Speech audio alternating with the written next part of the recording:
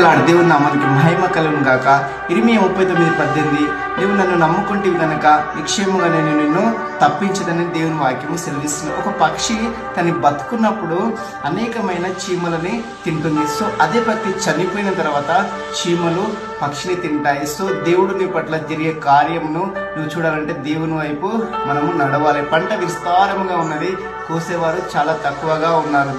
దేవుని నామాన్ని ధ్యానించే వాళ్ళు చాలా తక్కువగా ఉన్నారు. కాబట్టి మనము దేవుని వెంబడించాలి, పాపమును జయించాలి. బోధిగంత నివాసులారా నా వైపు చూసి రక్షణ పొందండి.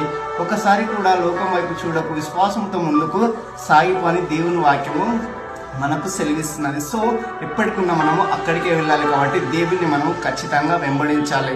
పాపభారములు మోసుకొని పోతున్న సమస్త జనులారా మీరు నా వైపు చూసి రక్షణ పొందుడని దేవుని వాక్యము సెలవిస్తున్నది. God bless you. Thank you.